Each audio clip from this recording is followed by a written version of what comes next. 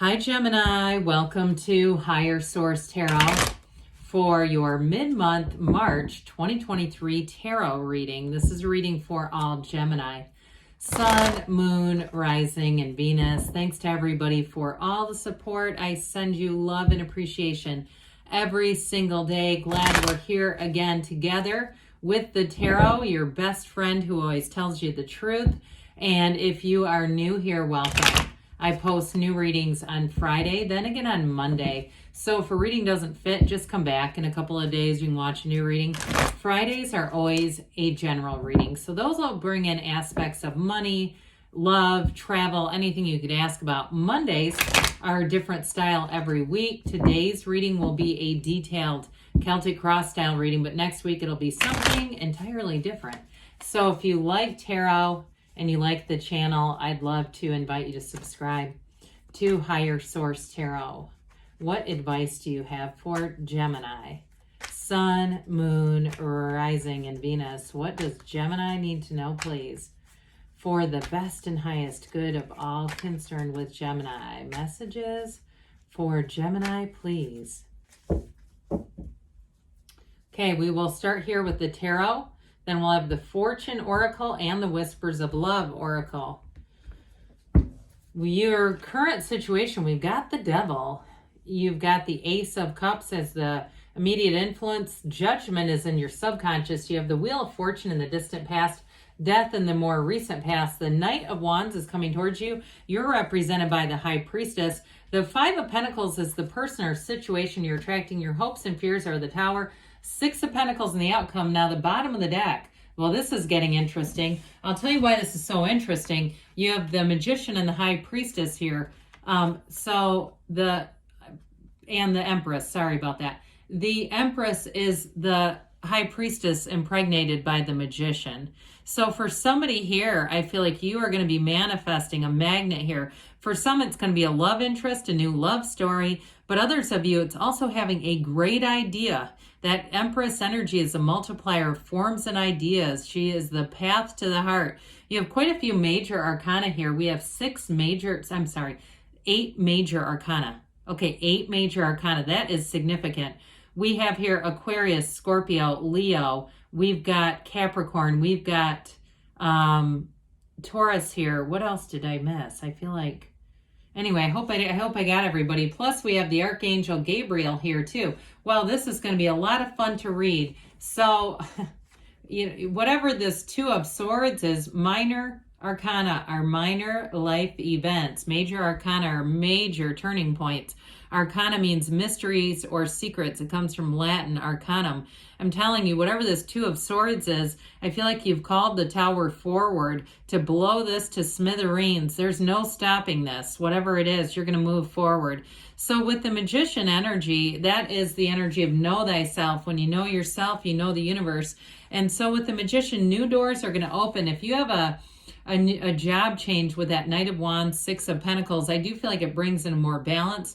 And for some of you too, if it is something where you're going to be working for yourself, I feel like you have a lot better management over the schedule. If it's something where you can kind of do things as you choose, I feel like it's going to bring in with that Six of Pentacles. If it's clients that you have, you're going to have people that are looking to pay you. I can tell you that. But with this energy, it also brings in some balance. So the Magician also won't be fooled. And I love the Magician for that. He is not stage magic. He's magic with a K, which is like mysticism or metaphysics. It meant science when the cards were made. So it's definitely a card of creation. And the Magician represents the conscious mind. The High Priestess that we had earlier is the subconscious mind. And it all turns into manifesting in the physical reality. So somebody here, you are manifesting the love of your life. They may be leaving a relationship with that 5 and 6 of Pentacles.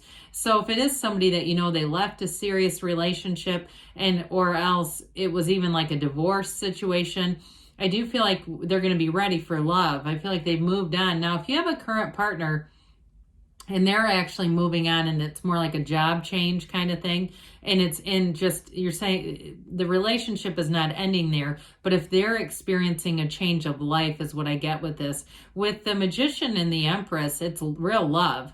And it also too, with the yellow in the background, that is an indication that the universe brings in a gift. So whatever changes are happening here, it is for the better. Now, I don't want to be remiss with the Empress here, because she is, of course, ruled by Venus, ruled by love. She has a wonderful influence across anyone she encounters. And so with the Empress energy, she's also fertility. So those of you, if you had struggled a bit with fertility, you've got great aspects for it coming in now. So with the Empress energy, she also lives in luxury. So I do feel like ultimately this is about leaving a stagnant period and moving on to one of the most successful periods of your life. This is going to be huge. With all these different major arcana here, you can't ask for more. Well, the Devil shows up, and oddly enough, or interestingly enough, you know, the Tower comes after the Devil, and then the Star comes in normally, not here today. But with this, I do feel like there's a coordinate here saying that with the Tower energy being here, it does ultimately deliver wish fulfillment. So with some of you, though, in a relationship, you are attracting somebody that you're on their mind. Okay, that's what I'm saying. If it was a breakup too with that Five of Pentacles, I do see a second chance, and it's going to be much more balanced. Others of you, though, if you're leaving behind patterns that did not work, the black in the cards with the Tower and the Devil are the shadow aspects. The shadow is your greatest guide into the light. So we don't try to hide from the shadow. We try to embrace it. And we try to ask, what is this situation here to teach me? What do I need to grow? What qualities do I need? Especially too, if somebody did experience, you don't have a lot of support for this, but even that, you know, feeling like, is this a dark night of the soul kind of a thing? And you experienced a major transition. That's one of the best questions we can ask. What qualities do I need to overcome this? So if you had relationships too, where you're saying, no, I was just with a gaslighting narcissist, with the Ace of Cups, it brings in a real relationship, brings in real love. That Ace of Cups, anything new that you do, is you have an absolute draw to it. And it, like I was saying before, it feels almost like the first time of being in love, or in a job where you say, this is really how I was supposed to be treated. This is what, you know, I was always longing to have in my work environment. With that, the Ace of Cups delivers, and it's unconditional, and it's never ending love. So you're definitely in alignment with this. Now in your subconscious, you also have, with this is also self-mastery. So you have it a couple of different times with the Magician and the High Priestess, and then again here too. So the Judgment card brings in this equal arm cross. You see it again here. It's here. It's saying that there's going to be much more balance in this cycle. It's coming out of your subconscious. So like we were talking about earlier with the High Priestess and Magician influencing the subconscious, here you go. This is a wonderful indication in terms of a turning point with in terms of your life. This is also too representative of the coffins of the ego, which the Devil in some decks is called ego. So I feel like you're entering into a period where you're not confined by what people say about you, by what people think about your choices. You are answering to an audience of one, and that is whether you want to call it God, your higher power, your inner self, your inner being, but that's what this is all about. And it's really, truly getting your life in alignment. So with this, you cannot catch a struggle. This is a card that indicates wonderful success and positivity, and that's what you're manifesting. So in terms of relationships, like we were talking about, it's the greatest love of your life. In terms of love, in terms of a career situation, though, it's having creativity and autonomy and success and renewal. It's a fresh view. So especially if you felt quite restricted with that Two of Swords, you won't with this. Now, the Wheel of Fortune came in the distant past. This Wheel of Fortune, as we say, it's not the Wheel of Misfortune. I've had people try to debate that. I don't know where they're learning the cards. I've been doing this God, for 33 years. I love the cards. It's like a hobby. Learning about the cards has been a special interest for me. Again, this turns in your favor, though. It's also a portal into the divine. So if you went through a spiritual time where you were really engaging in meditation and improving your ability to quiet the mind, making gains in that arena, it's opening up financial doors. It's one of those greatest connections in the universe that when we're centered, when our energy is centered, we will receive tenfold. So for somebody here, you may have had an unexpected money coming in, and you may have just had, especially if you're in some kind of sales or something like we talked about earlier where you have clients, and we talked about attracting business and having clients available. With this, they may have come in droves, almost to the point where you struggle to keep up, because this is great momentum. But the wheel is a cycle or a pattern. It's always a turn for the better with this. So the death card shows up, and the death card is all about transformation. So if somebody too got a bit too materialistic with the wheel and the devil here, if you say, yeah, that was me, I was buying lots of high-end things and kind of showing it off and posting pictures. Sometimes when we do a lot of that, if it's not in alignment with your own moral compass, like you just didn't feel quite right about it, or you thought, oh, I should stop doing that, this death card is going to redirect some of that. All right. It doesn't mean that you're going to be poor, but I do feel like it sort of redirects the energy of attention, not needing attention at all with this. So the death card is let go and of the past and move forward. It's also too letting go or walking over this wreckage of the past, because I get a sense of mild embarrassment off of somebody with some sort of success that you achieved.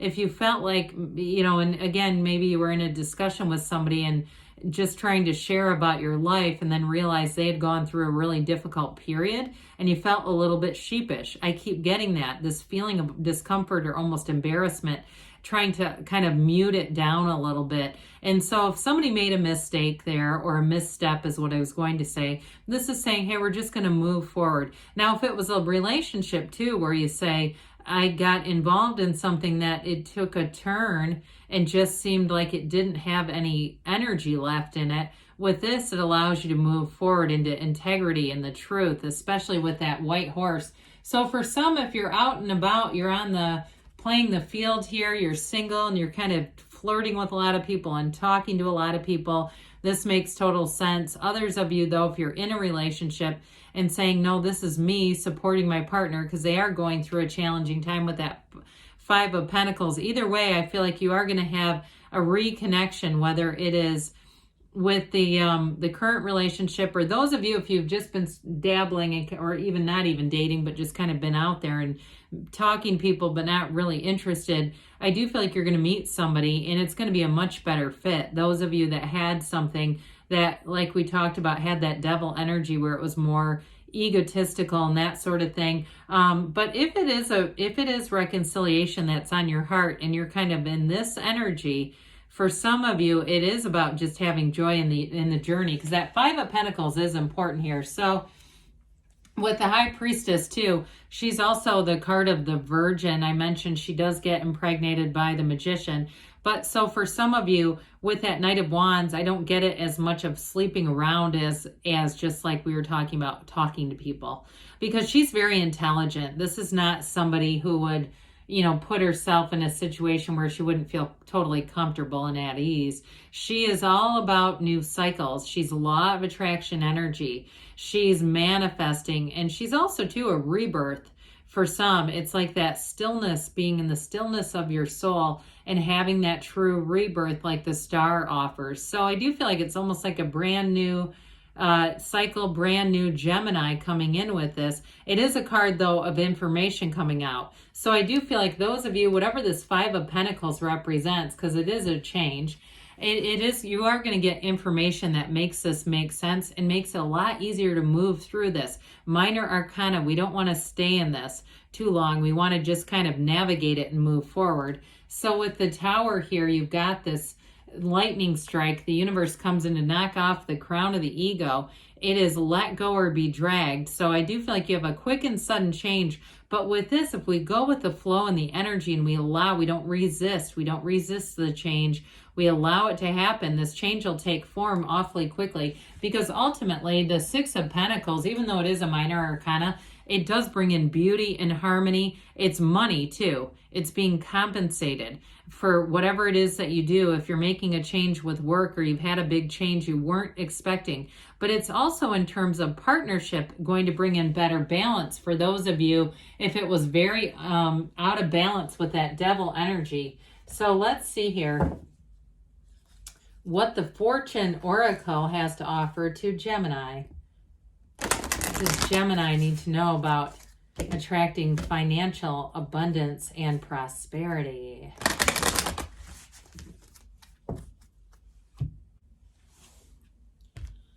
Okay, you've got love. Interesting on the money piece of this. Love surrounds all your connections.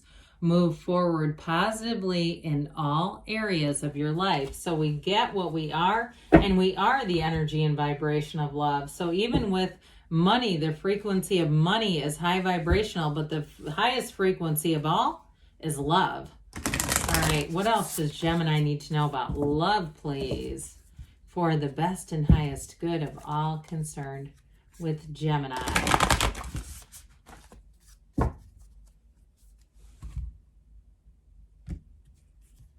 All right, you have here, embrace your emotions, allow your feelings to surface and be accepted. So in a relationship too, being very open about your feelings. Those of you, if it is a new relationship, or like we talked about, reconciliation, or just strengthening the relationship that you're in, the embracing your emotions is a key to that. So good things are on the way for you, Gemini. I love you, and I'll be back again soon.